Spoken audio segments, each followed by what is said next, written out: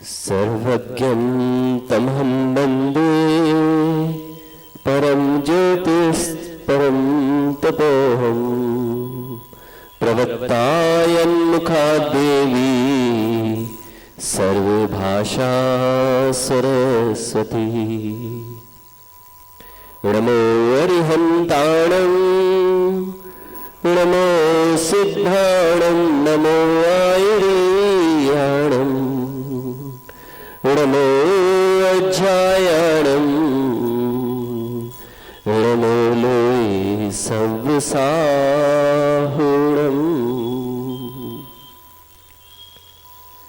बोलिए अनंतानंत सिद्ध परमेष्टि भगवान की। बोलिए देवादिदेव 1008 चंदा प्रभु भगवान की। बोलिए परम पूज्य आचार्य भगवान कुंद कुंद देव की।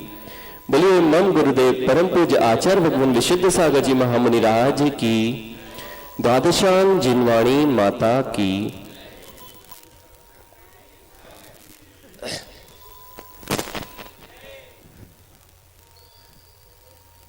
यह लोक दृष्ट और अदृष्ट को ना समझ पाने के लिए, दृष्ट और अदृष्ट को ना समझ पाने के कारण ही इस संसार में परिभ्रमण कर रहा है। इस जगत के जितने लोग हैं उन्होंने मात्र दृष्ट को ही इष्ट मान रखा है, दृष्ट को ही इष्ट मान रखा है। अर्थात जो जो लोक में दिखाई दे रहा है उसी की अभिलाषा में यह जीव अनंत काल से पुरुषार्थ करता रहा, लेकिन उसने यह नहीं समझा कि अदृष्ट भी कोई वस्तु होती है जिसके लिए पुरुषार्थ करना पड़ता है। आखिर वह दृष्ट था क्या? वह दृष्ट था लौकिक सुख, जो उसको यहां पर दिखाई दे रहा था, अनुभव में आ रहा था। वह इस दृष्ट के पीछे अपने अदृष्ट को भूल गया, उस अदृष्ट को भूल गया जिसको प्राप्त करने के बाद उसको सभी इष्टों की सिद्धि हो जाया करते हैं। वह अदृष्ट क्या था? वह अदृष्ट आखिर क्या था जिसको प्राप्त करने के बाद सारे इष्टों की सिद्धि स्वयं हो जाया करती है? फिर यदि वह अदृष्ट प्राप्त हो जाए तो कभी इस संसार में पुनः नहीं आना पड़ता है। आखिर वह अदृष्ट क्या था जिसको प्राप्त करने के बाद जीव को कुछ करने के लिए नहीं बचता है? जीव ने आज तक जितना परिश्रम किया है, जीव ने आज तक जितना परिश्रम किया है वह बस मात्र और मात्र लौकिक और भौतिक सुख सुविधाओं के लिए किया है। लेकिन यह भूल गया कि लोक में जो भी परिणति होती है, जितना भी परिश्रम हुआ करता है, जितना भी पुरुषार्थ किया करता है, वह तो अदृष्ट के पीछे ही किया करता है। अभी तो हमने कहा कि अदृष्ट के पीछे, अदृष्ट को नहीं जानता है इसलिए पुरुषार्थ कर रहा है, लेकिन अब हम कह रहे हैं कि अदृष्ट के पीछे ही पूरा पुरुषार्थ चल रहा है। मां, क्या दूध में घी को देखा है? अदृश्य है, लेकिन पुरुषार्थ किस लिए चल रहा है? पुरुषार्थ किस लिए चल रहा है? घी अदृश्य होने पर भी दृश्यमान है, दृष्टि में है, तभी दूध पर पुरुषार्थ करके उस अदृश्य को प्रकट किया जाता है। जैसे मां ने दूध में घी को देख लिया, उस अदृष्ट को देख लिया। हे संसारी जीव, आज तक तूने इस संसार में रहकर उस अदृश्य निज आत्मा का अवलोकन नहीं किया, और जब तक वह दृष्टि का विषय नहीं बनता तब तक उस पर पुरुषार्थ प्रारंभ होने वाला नहीं है।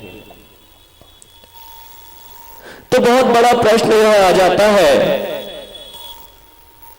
कि आखिर उस अदृश्य की प्राप्ति होना संभव कैसे है? क्या अदृष्ट ही इष्ट है? क्या अदृष्ट ही इष्ट है? क्या अदृष्ट ही ईश्वर है? ईश्वर को किसी ने देखा तो फिर ईश्वर नहीं है क्या? अभी बहुत सारे यहां जो पंडाल में श्रावकगण है वे भक्ति तो कर रहे हैं, दिन रात भक्ति कर रहे हैं, सुबह भी आते हैं, सुबह से पूजा कर लिया करते हैं, बहुत सारी पूजन कर लिया करते हैं, 24 तीर्थंकर भगवंतों का नाम ले लिया करते हैं। लेकिन जब उनसे आमने सामने प्रश्न किया जाए और पूछा जाए क्या ईश्वर को आपने देखा है, क्या आप ईश्वर पर विश्वास करते हैं, क्या उस अदृश्य शक्ति के बारे में आप जानते हैं, तो बहुत सारे लोग हिचकिचा जाएंगे कि मैंने तो कभी ईश्वर को देखा ही नहीं है, उस अदृश्य सत्ता का अवलोकन ही नहीं किया है। तो फिर आचार्य भगवंतों ने कहा कि यदि निज को जानना है, यदि निज को जानना है तो उस अदृष्ट ईश्वर को भी जानना पड़ेगा, उस परमात्मा के स्वरूप को भी जानना पड़ेगा। जब तक उस परमात्मा का स्वरूप पता नहीं होगा तब तक निज आत्मा का स्वरूप भी पता नहीं चलेगा, और जब तक निज स्वरूप, निज भगवान आत्मा का स्वरूप नहीं पता चलेगा तब तक उस अदृष्ट की प्राप्ति के लिए लक्ष्य भी नहीं बनेगा। तो यहां जानते हैं कि अदृष्ट जो इष्ट बना रखा है हमने, जिसे हमने ईश्वर का नाम दिया है, क्या वह ईश्वर ने इस सृष्टि को रचा है? क्या वह ईश्वर है जिसके कारण ये सारी सृष्टि नजर आ रही है? तो बहुत सारे मतानुयायी ये कह सकते हैं कि हाँ ईश्वर ही तो है। मैं किसी बाहमत की बात नहीं कर रहा हूं, जो हमारे मस्तिष्क में बुद्धि बैठी हुई है वो कह सकते हैं हाँ जो भी संचालन चल रहा है, क्योंकि बिना कारण के कोई कार्य नहीं हुआ करता। सही बोल रहे हैं ना? बिना कारण के आज तक कोई कार्य देखा गया है क्या? यदि आप बिना कारण के कार्य मानते हो तो फिर जितनी भी सही सृष्टि को बनाने के लिए कोई ना कोई कारण अवश्य होगा, कोई ना कोई ईश्वर सत्ता अवश्य होगी। अगर ऐसा कहेंगे तो ईश्वर को कृतकृत्य नहीं हो सकता, ईश्वर दुखी हो जाएगा। क्यों हो जाएगा? क्योंकि आप जो कर्तव्य पने के राग में संसार में रुल रहे हैं, अपने परिवार चलाने के लिए कर्तापन की जो बुद्धि बैठी है, ऐसे ही कर्तापन की बुद्धि ईश्वर में भी मानना पड़ेगी, तभी वह संसार का संरक्षण या संवर्धन या उत्पन्न कर सकता है। अर्थात ईश्वर यदि ईश्वर को सभी चीजों का कर्ता बना दिया तो फिर प्रश्न हो जाएगा कि ईश्वर ने किसको बनाया? ईश्वर ने किसको बनाया? इसलिए आचार्य भगवंतों ने तब ये कहा कि इस लोक में 6 द्रव्य अनादि से है और उनको आज तक किसी ने नहीं बनाया। आचार्य भगवंत कुमकुम देव के जो शिष्य कहलाए आचार्य भगवंत उमा स्वामी, उन्होंने तत्वार सूत्र में लिखा सत द्रव्य लक्षणम, अर्थात इस धरा पर जो जो द्रव्य है, जो जो सत है, जिन जिनका अस्तित्व है, वह सभी द्रव्य है। और ऐसे ही 6 द्रव्यों से मिलकर यह संसार बना है। ना किसी ईश्वर ने इसको बनाया है, ना ईश्वर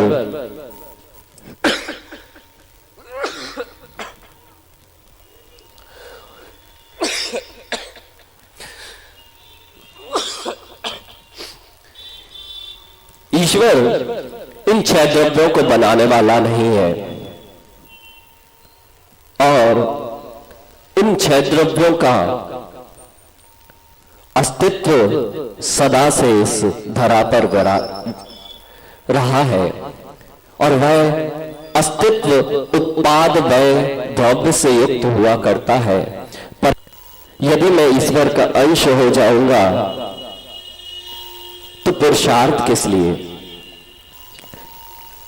क्योंकि ईश्वर तो सदा सुखी ही है, तो मुझे भी सर्वथा सुखी होना चाहिए। लेकिन मैं ईश्वर का अंश भी नहीं हूं,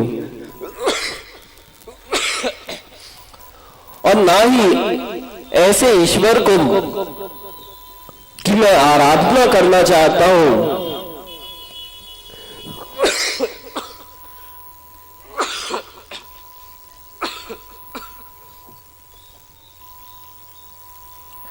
न मैं किसी ईश्वर का अंश हूं और न मैं किसी ऐसे ईश्वर में विलय होना चाहता हूं जिससे मेरा अस्तित्व ही नष्ट हो जाए।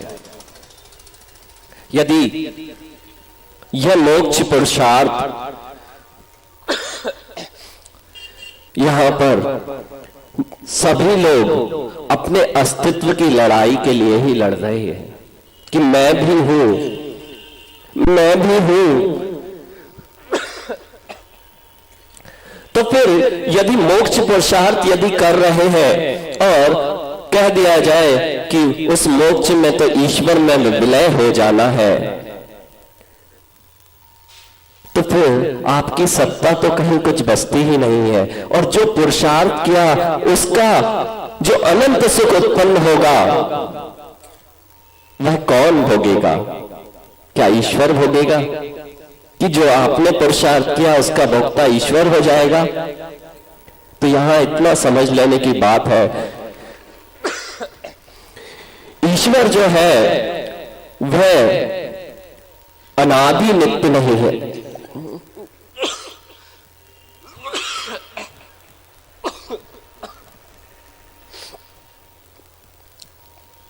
ईश्वर जो है वह नित्य कूटस्थ नहीं है जिसने किसी स्थान पर बैठकर इस संसार की रचना की हो। ईश्वर है वह साधी नित्य तो है, अर्थात ईश्वरपना प्रकट होता है, उसके बाद वह नित्य बना रहता है। पुनः पुनः वह संसार में नहीं आता और वह किसी कार्य को नहीं करता, क्योंकि वह तो कृतकृत्य है, अविनाशी है, अविचल है। और ऐसे ईश्वर को भी यहां ग्रहण नहीं करना जो अपने ज्ञान गुणों से ही रहित हो जाए। ऐसा हमारा ईश्वर कभी, तो मेरा अस्तित्व ही क्या बचेगा? इसलिए मैं उस ईश्वर की वंदना करने नहीं आया हूं जिसमें कोई गुण नहीं होते। हमारा ईश्वर जो अदृष्ट है वह तो अनंत गुणों से संपन्न है, और उस अनंत गुणों की प्राप्ति के लिए ही यह मोक्ष पुरुषार्थ किया जाता है। और उस अनंत अविचल ध्रुव पद की प्राप्ति जिस दिन हो जाया करती है, उस दिन जीव कृत हो जाया करता है। वह फिर कभी किसी सृष्टि का कर्ता, हर्ता या संरक्षक नहीं हो सकता। इस बात को समझ लेने से इतना स्पष्ट हो जाता है कि जो मैं हूं वो किसी ईश्वर का बनाया हुआ नहीं हूं, न किसी ईश्वर में विलीन होने वाला हूं, न ईश्वर मेरे पुण्य पाप का करता है, न ईश्वर मुझे नरक भेजेगा, न ईश्वर ने मुझे कभी स्वर्ग भेजा है, तो फिर मैं उस इष्ट की प्राप्ति कैसे कर सकता हूं? तब यह समझ लेना पड़ेगा कि जो आपके भाव है वही आपको भव भ्रमण करा रहे हैं। और जब इन समस्त संसारी भावों का अभाव, राग द्वेष परिणति का अभाव हो जाया करता है और विशुद्ध परिणामों के द्वारा उन शुद्ध भावों की उत्पत्ति की जाती है, तब ऐसे ईश्वरत्व की सिद्धि अर्थात मोक्ष पद की सिद्धि हुआ करती है।